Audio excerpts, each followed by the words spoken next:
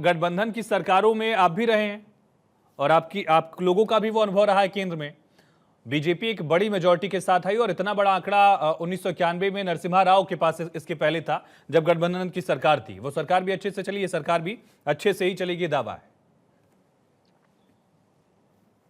आयुष जी, जो बातें अभी भारतीय जनता पार्टी के प्रवक्ता बोल रहे हैं कि सबका एक ही मकसद है, माननीय नीतीश कुमार नरेंद्र मोदी जी के नेतृत्व में 2014 में नीतीश कुमार जी ने एनडीए छोड़ा क्यों था?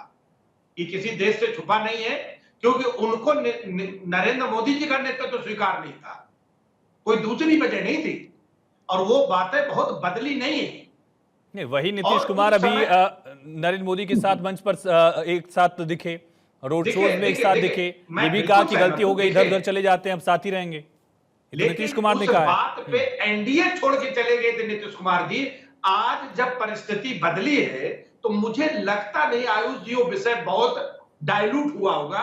नीतीश कुमार जी जिस तरीके के पॉलिटिशियन। अखिलेश जी, इसके बाद अगर यही कहा जाए 17 में आप लोग साथ थे कांग्रेस के, 19 में नहीं थे साथ, 22 में भी साथ नहीं थे, 24 में साथ आ गए, तो ये तो इसमें ज्यादा कम ड्यूरेशन है बीजेपी और जेडीयू के कंपैरिजन में। और जो इनका भारतीय जनता पार्टी कह रही कि विकसित भारत बनाने का जो एजेंडा है, इनका एजेंडा गरीब को और गरीब बनाने का है, अमीर को और अमीर बनाने का। मेरा गठबंधन सरकारों पर सवाल था। देश समझ चुका है, ये पूरा देश समझ चुका है कि पिछले 10 साल में गरीबों को किस तरीके से, किसानों को, मजदूरों को आपने खून चूस के इस देश में चंद उद्योगपति खड़े कर दिए जो दुनिया के सबसे बड़े। आपने सवाल उठाया कि नीतीश कुमार का स्टैंड 2014 में बदला था। मैं वापस आऊंगा, मैं ज्योति बाबू आता हूं 1 मिनट। लेकिन सवाल यही है अखिलेश जी कि आप लोगों का स्टैंड भी बदला है, राजनीति में बदलता रहता है। 2014 की बात की जाए, 17 की बात की जाए, 19 की बात की जाए, 22 की बात की जाए, अलग अलग गठबंधन रहे हैं आप लोगों के। 17 में आप लोग अखिलेश यादव और राहुल गांधी एक साथ लड़े थे, 19 में बसपा के साथ गए, मायावती के साथ गए, 22 में आप लोग अलग अलग छोटे छोटे दलों को साथ लेकर आए थे। तो राजनीति में स्टैंड बदलता तो रहता ही है, कोalition। आयुष जी, स्टैंड बदलता है, लेकिन नीतीश कुमार जी को एनडीए में प्रॉब्लम अगर किसी से थी तो सिर्फ माननीय नरेंद्र मोदी जी से थी। विचारों के स्टैंड पे आगे पीछे बात रह सकती है और वो विचार बीजेपी के साथ जेडीयू के आज भी खड़े हैं। महाराष्ट्र में विधानसभा चुनाव भी है और एक तरफ यह भी कहा जा रहा है कि कुछ नेता ऐसे हैं जो अजित पवार के साथ थे, लेकिन उस तरह का नतीजा जब सामने नहीं आया, या यूं कह लें कि उनकी पार्टी एक सीट पर ही सिमट गई, तो कई नेता वापस पाला बदल भी सकते हैं। इन तमाम पहलुओं का असर आपको लगता है कि राष्ट्रीय राजनीति में भी होगा? और सबसे अहम सवाल ये कि ऐसी स्थिति में जब आपकी पार्टी के भी 7 सांसद जीतकर पहुंचे तो आप भी चाहेंगे कि कैबिनेट में आपको जगह दी जाए, उस कैबिनेट में जगह मिलने का फायदा आपको प्रदेश की राजनीति में भी हो? देखिए, बिल्कुल पहले भी कैबिनेट में शिवसेना के पास जगह था। हम भारतीय जनता पार्टी के सहयोगी 30 साल से है, हम ओरिजिनल एलाय है, तो हम हिंदुत्व के विचार पर भारतीय जनता पार्टी के साथ अभी से नहीं 3 दशकों से। तीसरी बात यह है कि देखिए, हमारा स्ट्राइक रेट जो है वो उद्धव ठाकरे जी से ज्यादा है और सीट लड़ने की तुलना में हमने उद्धव जी से भी ज्यादा सीट जीती है। उद्धव जी ने 21 सीट लड़ी थी और वो 9 जीते, हम 15 पे लड़े और हम 7 जीते। हमारे वहाँ एक गलती ऐसी हुई कि 4-5 जो हमारे विनिंग कैंडिडेट थे, जो पहले सांसद थे, उनको बदली किया गया और बाकी जो 5 सांसद थे उनको लास्ट दिन पर टिकट दिया गया। उनको तैयारी करने का भी ज्यादा वक्त नहीं मिला। अजीत दादा के बारे में मैं ज्यादा नहीं बोल सकता हूँ, लेकिन जितना मुझे पता है ये सब अफवाह है। छगन भुजबल जी ने स्पष्टीकरण दिया है कि कोई कहां पर जाएगा नहीं, तब अजीत दादा के साथ है, तब हम एकनाथ शिंदे जी के सरकार के साथ है। दूसरी बात ये भी मैं कहना चाहता हूँ कि देखिए, लोकसभा का इलेक्शन के जो मायने हैं वो अलग है और जो विधानसभा के इलेक्शन है ये लोकलाइज इलेक्शन है। जो यहाँ पर जो रीजनल जो नेता है अपने अपने विधानसभा का, उनके जो प्रभाव के हिसाब से वो इलेक्शन जीतते हैं। मुझे नहीं लगता है कि इसी में कोई दिक्कत आने वाली है और मुझे लगता है कि बीजेपी ने ज्यादा सीटों पर चुनाव लड़ा। बीजेपी की कोशिश थी कि विस्तार हो पार्टी का, लेकिन उस तरह से स्ट्राइक रेट बीजेपी का नहीं आया और कांग्रेस से भी बीजेपी महाराष्ट्र में पिछड़ गई।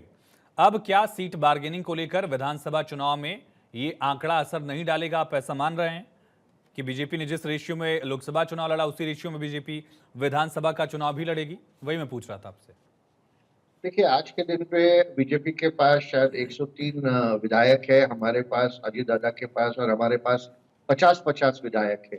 तो ये सीट तो हमारी सिटिंग सीट्स है, और उसके बाद जितने सीट हम हमारे बीच बटेंगे वो हम अपने बीच में तय करके तीनों पार्टी और जो हमारे एलाइज है, इसमें अभी महाराष्ट्र नवनिर्माण सेना राज ठाकरे जी की पार्टी है, दो हमारे आरपीआई के घटक है, और दूसरा रसपा है।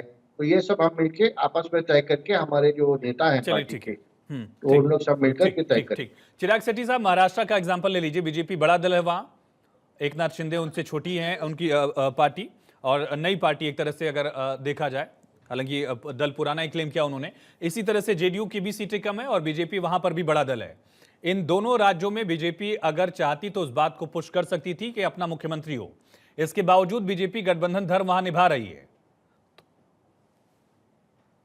सेठी साहब। बिल्कुल आयुष जी, आप जी बिल्कुल बिल्कुल बिल्कुल आयुष जी, आप सही बात कह रहे हैं कि इस तरह की चीज थी। पर वहीं पर सम्राट चौधरी जी का एक बयान मुझे याद आता है कि जब तक नीतीश कुमार को नहीं उतारूंगा सीएम की कुर्सी से, मुरेठा नहीं उतारूंगा। मुरेठा एक वो सर पे बांधने वाला कपड़ा होता है, उसके बाद वो उप मुख्यमंत्री बनते हैं। और कुछ कुछ खबरें इस तरह की थी कि चुनाव के बाद हम भाजपा का मुख्यमंत्री चाहते हैं, इस तरह की कुछ बातें मीडिया चैनल्स के थ्रू भी आई थी। तो कहीं ना कहीं आज कोई भी अलाय जो है वो भाजपा के साथ अपने आप को सेफ नहीं मानता। सबको पता है कि इनका काम है पार्टी तोड़वाना, और किस तरीके से तोड़फोड़ की राजनीति करके। और महाराष्ट्र में तो ये तक बोला जाता है कि जब विधायक जाते हैं वहां के सचिवालय में तो 50 करोड़ 50 खोखा की पीछे से आवाज आती है। और ये मैं नहीं बोल रहा, ये ऑन रिकॉर्ड बोला गया है, ये बोला गया है कि मैं नहीं, अगर ऐसा होता तो बीजेपी पहले इस बात को पुश करती कि हमारे मुख्यमंत्री को आगे आने दीजिए। खास करके महाराष्ट्र की स्थिति में देवेंद्र फडणवीस तो बड़ा कद था उनका, उसके बावजूद वो उप मुख्यमंत्री बने। देखिए, आज की सिचुएशन बहुत अलग है। आज इनके पास बहुमत का आंकड़ा नहीं है। आज इनको टीडीपी की, आज इनको नीतीश कुमार जी की जरूरत है। और आज आप कोई भी स्कीम उठाकर देख लीजिए, अग्निवीर पर आज अभी सरकार नहीं बनी है, जितने भी इनके घटक दल है सबने सवाल उठा दिया है। मैंने आपसे हज की उसकी बात करी टीडीपी के लिए, मैंने आपसे स्पेशल स्टेटस की बात करी, सबने अभी से सवाल उठाने शुरू कर दिए हैं। तो अब जो एक बात को हाइपोथेटिकल सिचुएशन ये, लेकिन मान लीजिए अगर आप इंडिया ब्लॉक की सरकार आ जाती तो ये तो खिचड़ी और ज्यादा बड़ी होती। बीजेपी के पास आंकड़ा बड़ा है, 240 सीटें हैं और 32 सीटें ही कम है अलायंस में, और सबसे बड़ा दल इंडिया अलायंस में 99 सीटों के साथ कांग्रेस का है। तो ऐसे दबाव, ऐसे मतभेद, ऐसे स्टैंड और ज्यादा दिखते, उससे बेहतर स्थिति है कम से कम, ये तो मानेंगे आप, अगर यही लॉजिक है तो? नहीं, देखिए लॉजिक ये नहीं है। लॉजिक ये है कि बहुत सारी चीजें ऐसी थी जो प्रधानमंत्री ने पोडियम पर आकर बोली थी। प्रधानमंत्री ने बोला था कि आपका जो है मुस्लिम रिजर्वेशन ये दे देंगे, आपका हक छीना जाएगा, आपके साथ ज्योति जी ने गिना दिया वो सारी बातें, ज्योति जी ने गिना दी, वो तो उस पर तो चर्चा हुई। जो मेरा सवाल है वो बताइए ना। नहीं, मुझे एक जवाब देना है इनका आम आदमी पार्टी के प्रवक्ता का। देखिए, इनके नेता जेल में है शराब घोटाले में, इन्होंने पैसा खाया है। पहले ये देश के सामने वो कहे। इनके 2-2, 3-3 मंत्री जेल में, मुख्यमंत्री जेल में, और ये हमारे ऊपर आरोप लगाते हैं। क्या नैतिकता है इनकी? अरे भाई, आप लोगों को बेवकूफ बनाना बंद कर दीजिए। चलिए ठीक है, वो चुनाव के पहले वाली चर्चा में हम चले जाएंगे अगर ऐसे मुद्दों पर फिर से चर्चा करें। जिन्होंने हमारे ऊपर दावा किया, मानहानि का दावा हमने किया है, जिन्होंने हमारे ऊपर आरोप लगाया है कि पैसा का एक्सचेंज हुआ है, हमने उनके ऊपर मानहानि का दावा किया है, केस पेंडिंग है कोर्ट में, और उनके ऊपर कार्रवाई की जाएगी, उनको सजा मिलेगी। सेठी साहब, मेरा सवाल, अगर यही सिचुएशन आपके साथ होती और आप सरकार में होते तो स्थिति और ज्यादा बुरी होती। अगर आपका ही दावा, आपका ही लॉजिक मान ले एक बार को। मैं आऊंगा तिवारी जी।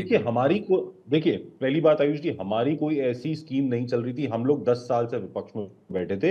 हम लोगों का मेन काम जो था नौकरी देने का काम था, वो हर मैनिफेस्टो में नौकरी देने का काम था। हमारा काम था महंगाई कम करने का, तो हर मैनिफेस्टो में महंगाई की बात हुई थी। हमारा काम था लोगों की जिंदगी। राहुल गांधी की तरफ से अलग वादा किया गया, आपकी पार्टी ने अलग वादा किया, सबके अलग अलग वादे थे। मैं वही कह रहा हूँ कि फिर कैसे होता? कम से कम यहाँ एक बड़ा आंकड़ा तो है। नौकरी के वादे तो सबके थे ना, नौकरी के वादे तो आयुष जी सबके थे। नौकरी का वादा तो था नहीं चिराग जी। वादे नहीं थे, इन्होंने तो चलिए ठीक है,